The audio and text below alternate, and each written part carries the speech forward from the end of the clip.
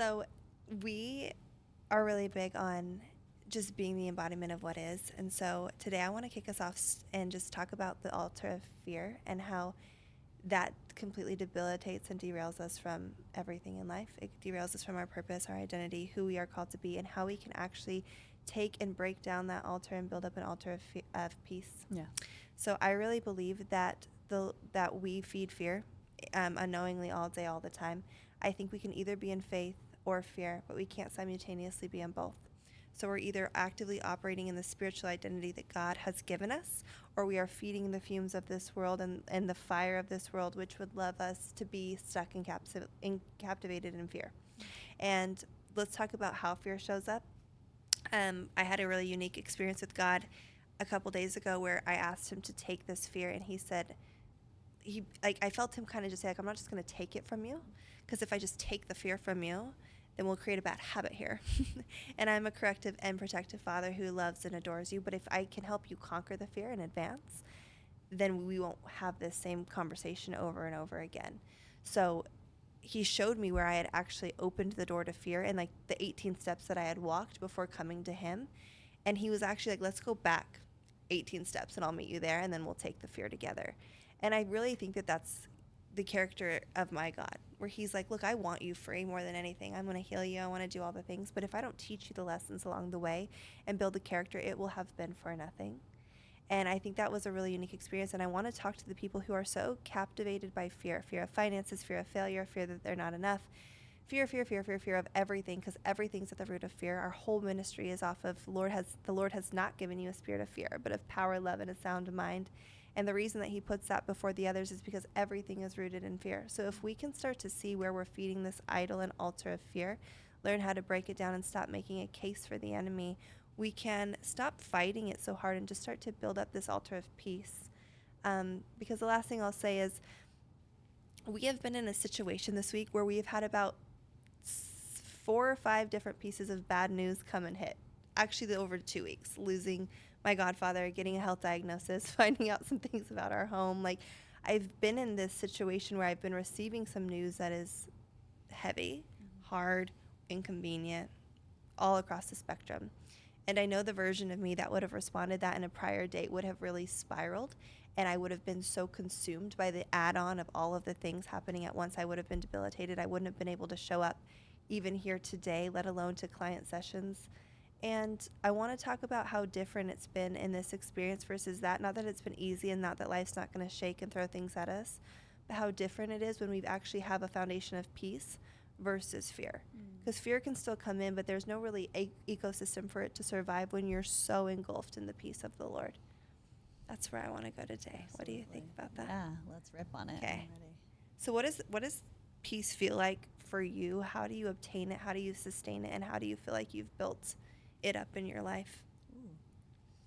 That's a 3-parter. It's a lot.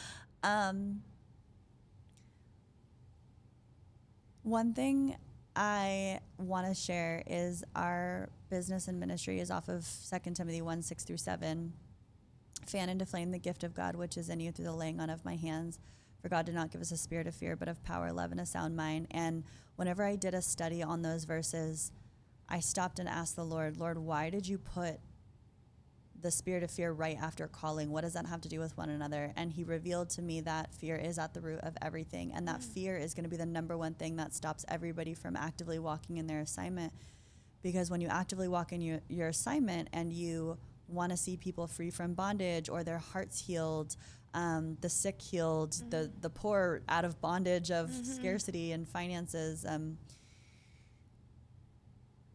it's not just going to be a fun little purpose exercise. Like, it's going to require us to be equipped and armored to go to war against the very things that we have set up as idols, comfort systems, or that we've been oppressed by our entire life. And he's going to equip us for that.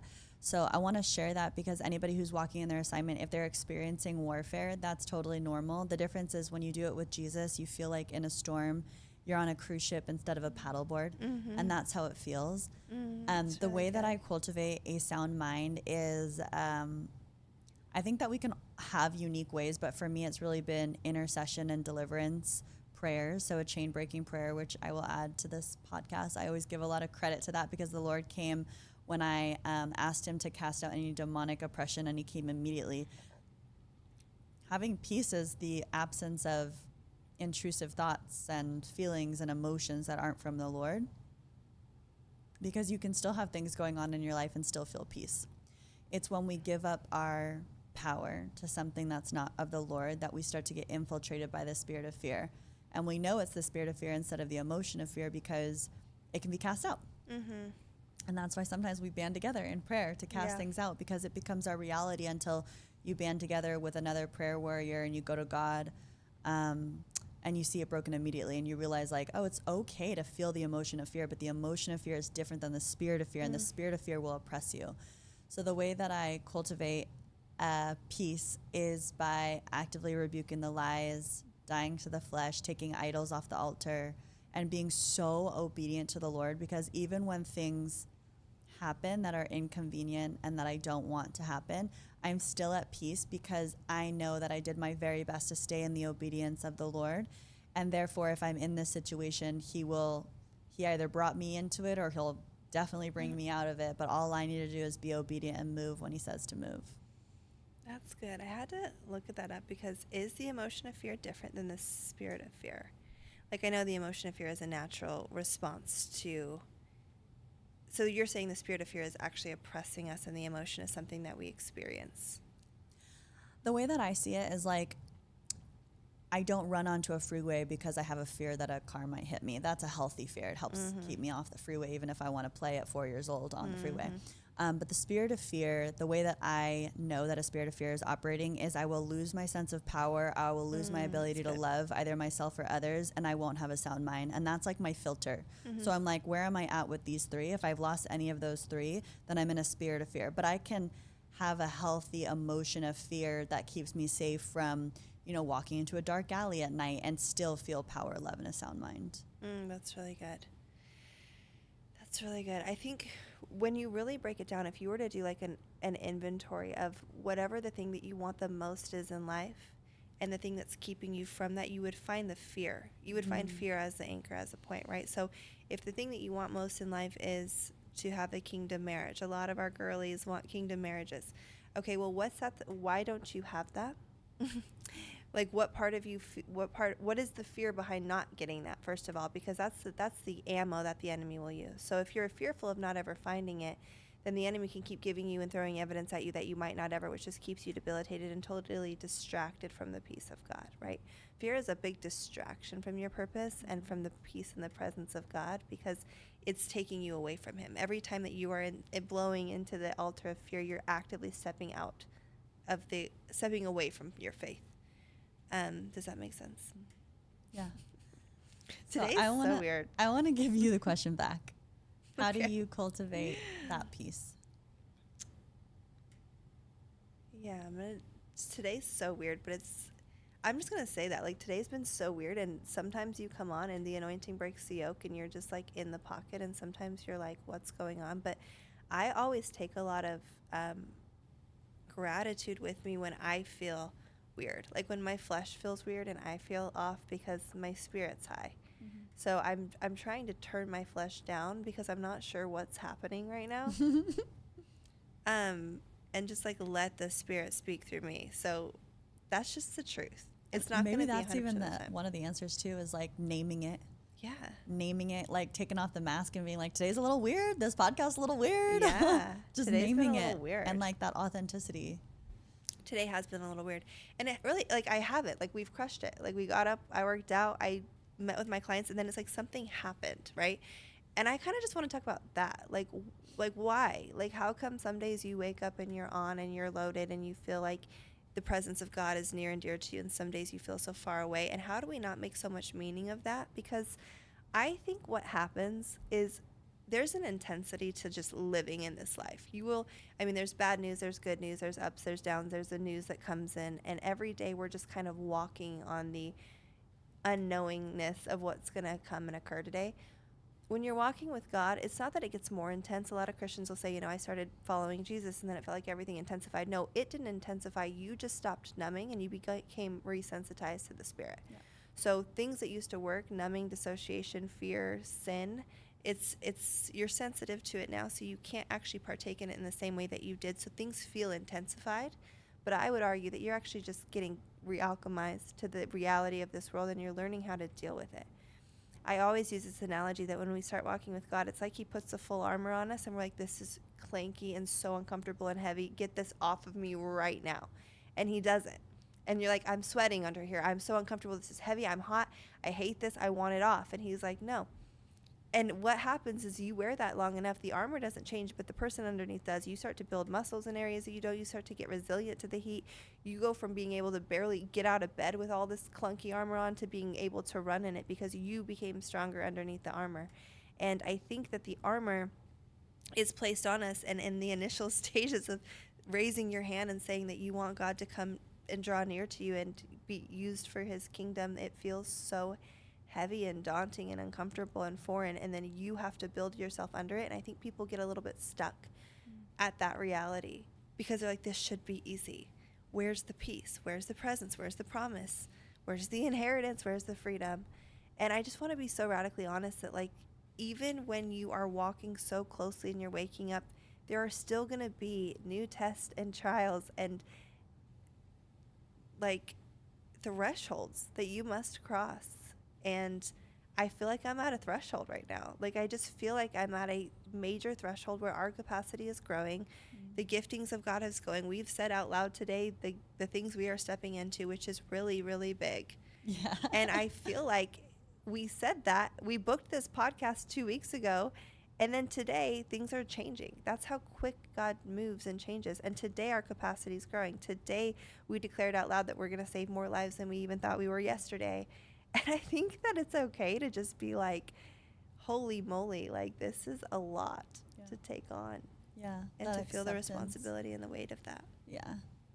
And I think it's also every time right before we're about to do a podcast, there's some warfare, stickiness. Yeah. And that to me just points to the weight of, like, I've had a lot of people message about listening to a podcast and finding Jesus. Mm-hmm. Or finding more about themselves, and Yeah. so I think that stickiness is part of it. And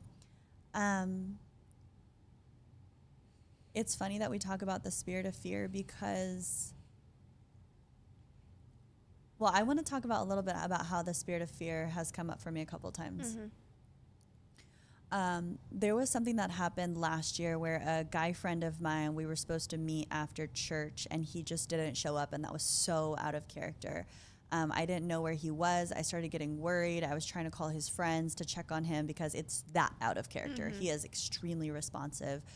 And I got some news that he wasn't physically hurt, but I didn't really know what was going on. And I remember being fine until I wasn't, and I started to spiral and I started to panic, and my mind was getting really clouded. I was going into fear-based scenarios of what happened to him. I was not comfortable in the unknown, and I started to pray from a place of what happens if things are not okay, because I wasn't getting clear answers. And I lost my power. I lost my ability to connect. And I remember you just being like, let's pray. And I was like, no, I'm good. And that's always the indicator of, like, no, we're going to pray. Mm-hmm. And you prayed. And while you were praying, the Lord revealed to me that I had come under oppression of the spirit of fear, and that in order for me to pray from a place of faith, I needed to break off the spirit of fear so that I could pray from power. And so you, the Lord, like, took that from me because you helped and you partnered with me in prayer. And because of that, I was able to pray much bolder prayers like, Lord, I know he's good. I know he's good because you told me he's good. We're praying from, so we're just saying thank you. Yeah. Like, that power came back. And I want to share that with people because life happens. Human experiences happen. And we don't need to come under oppression of the spirit of fear because we lose all of our power and we lose all of our faith in what the Lord can do. And our God is so much bigger than that. So that was one example of breaking off the spirit of fear and actually coming face to face with the spirit of fear, because I was spiraling. I was losing myself completely. I was going into this clouded mind. The second thing is I feel the Lord calling me into intercession and deliverance. And for the longest time, I was very hesitant because there's times when I would pray and I feel like I would get the heat. I would get the warfare. And I'm like, I feel like I'm not doing it right. I feel like I don't have a mentor to help me in this. And I would be scared. I'm like, I don't want to pray with you because I don't want to get attacked the next day. And up until just a couple weeks ago, I prayed with somebody, and I had a couple of my prayer warrior girlfriends pray with me while I was in Austin, Texas. And they prayed against the spirit of fear, and it's broken off since then. I mean, I still actually feel a little bit of remnants of it, which might be what's coming up. That's what I'm trying to get to, is like I might feel a little blocked because I just before this prayed for a woman who's in New Age and has been for the last 10 years. And she's starting to get called to Jesus. She's starting to get called to church. And so I prayed with her, and I didn't do deliverance and I didn't intercede. But that fear of witchcraft is coming back. So I just want to call that out. And I just rebuke the fear of witchcraft now in the name of Jesus, that it's not going to have a hold on me, and that it's not true, and that that's not how it works. That I don't need to take on anybody else's burdens that are not my own, that the Lord actually takes them from us. So naming it, I guess that's the answer. Yeah. Absolutely, naming it out loud. And then I think, like, I just got this visual, and I've used this before in coaching calls. Like, fear is a magnet and faith is a magnet. And just if you picture a magnet, there's tiny particles that magnetize and attract to each magnet based on their charge, positive, negative. So you have all of these things. If you put a magnet in the dirt and you pick it up, there's going to be so much, right? Can you imagine trying to pluck off every thought of fear? Like, what Jesus wants to do is he wants to take that fear and he wants to eliminate it. So we're sitting here asking, like, how do we build up the altar of peace? How do we fight fear? I'm like, you have to eliminate it from your diet. You have to break its charge. Right now it has a charge, and there's obvious ways it has a charge, like being completely debilitated and paralyzed to make a decision. That's fear.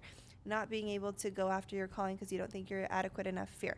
But fear also is really subtle. Fear is also just like praying in a way where you're praying away the symptom without the faith that you're going to be healed. Fear is giving your marriage up to God and still going to coffee shops looking around for the spouse. Fear is subtle, right? Like, it can also be really sneaky. Yeah. So when you feed the fear by doing things like that, and you're not actively, proactively asking God to show you where you're feeding the altar, you're just blindfolded hitting targets. Like, you're just praying to God that you're hitting the right prayers. And then the reason he's not answering you isn't because he doesn't hear you or love you, but he's not done teaching you, and you're not yet getting the lesson. You're not getting the point. And he has dismantled fear from the second that I said yes to him from me. And it has been a layer by layer by layer by layer by layer thing. And I feel like right now I'm so close that, like, when fear comes, it's so foreign that I'm like, I know its texture, I know its taste, I know the voice of the enemy, I know when it's not him anymore. Yeah. So now I'm at this point where I'm like, oh, that's fear. So in that moment, you have to renounce it. Like you said, you have to say, I renounce the spirit of fear from existing in my mind, thoughts, future, body, everything. I come under agreement with Yahweh. I use Psalm 91. It's like my favorite prayer. 10,000 might fall at my right hand, 1,000 at my left, but I will not grow weary because I have the fear of the Lord in me and an immunity in and around me. I will not be touched. That's just what it is. I will not be touched. Everything outside of that is fear. Well, I might not be touched today. Well, I might not be touched if I do this. Like, there's no transaction. That's just is what it is. I don't know. I'm going all over the place. But I want us to understand and conceptualize that we've got to start celebrating the faithfulness of God over the spirit of fear. Like, we're so quick to talk about when we're going under warfare and the ways that the enemy's trying to come at us, but we're not talking about all the ways that God has fully delivered us from the spirit of fear multiple times over. And that, like, he's answering every prayer, and that when a big...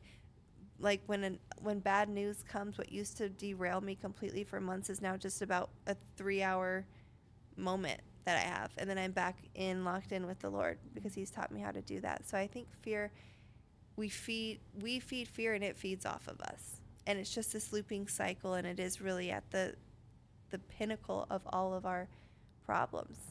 Everything comes down to fear. Yeah. You got a diagnosis, and now you're completely debilitated in fear that you could die because you came into contract with a diagnosis over the covenant of Yahweh, who says, by your stripes you're already made heal and whole.